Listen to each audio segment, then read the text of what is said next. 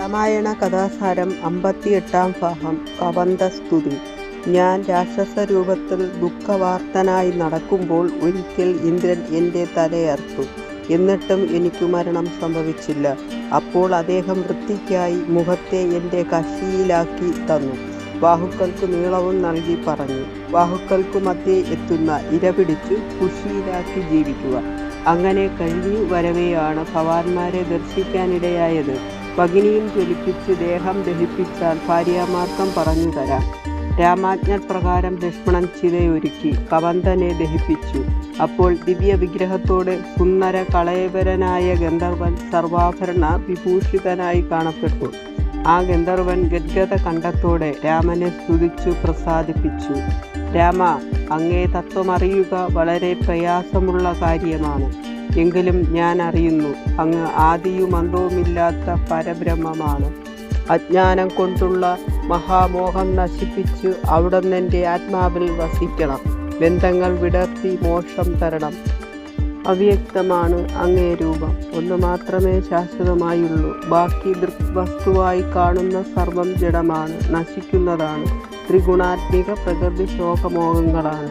ലോഹീന്ദ്രന്മാർ ഇതറിയുന്നു. ലോഹങ്ങൾ 14 നിന്റെ രൂപമാണ്. ഓരോരോ അവയവങ്ങൾ ഓരോ ലോകമാണ്. അങ്ങു തന്നെയാണ് വീരാട് പുരുഷൻ.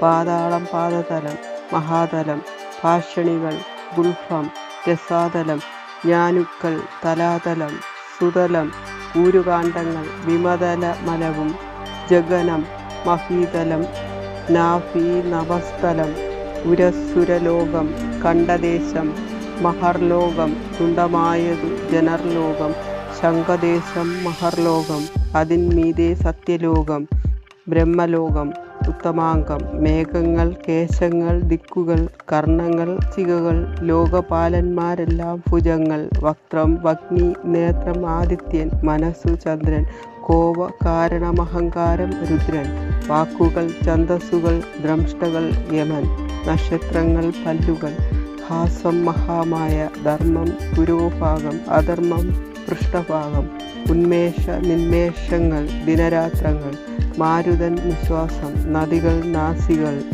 അസ്ഥികൾ, പൃഥ്വീതരങ്ങൾ, ഋഷൗ, ഔഷധങ്ങൾ, രോമങ്ങൾ, തൃഷ, ഹൃദയം, പൃഷ്ഠയായത് രേതസ്. ഈ വീരാട് പുരുഷരൂപം നിത്യവും ധ്യാനിച്ചാൽ മോക്ഷഫലമായിരിക്കും. ശിവനും പാർവതിയും സദാ അങ്ങേ നാമം ജപിച്ചു കഴിയുന്നു. നിന്തിരുവടി പരമാത്മാവാണ്, പരബ്രഹ്മമാണ്, പരമേശ്വരനാണ്. അത് ശരിക്കും അറിഞ്ഞ് മുമുക്ഷുക്കൾ തത്വബോധത്തിലെത്തുന്നു. ഭഗവാനെ, നിന്റെ മായാദേവി എന്നെ മോഹിപ്പിക്കരുതേ. ഇക്കാണായ രൂപം നിത്യവും ഉൾക്കാമ്പിൽ വസിക്കണം. സ്തുതി കേട്ട് പ്രസാദിച്ച രാമൻ പറഞ്ഞു, നിന്റെ സ്തുതി കേട്ട് ഞാൻ സന്തുഷ്ടനായി. യോഗീന്ദ്രന്മാർക്ക് നൽകുന്ന പരമപദം പ്രാപിക്കും. ഈ സ്തോത്രം ജപിക്കുന്നവർക്ക് മുക്തി ലഭിക്കും. ഗന്ധർവൻ പറഞ്ഞു, അല്പമകലെ മതങ്കാശ്രമം കാണാം. അവിടെ ഭക്തയായ ശബരി അങ്ങയെ പ്രതീക്ഷിച്ചിരിക്കുന്നു. അവളെ ചെന്നു കണ്ടാൽ സീതാവൃത്താന്തം ലഭിക്കും.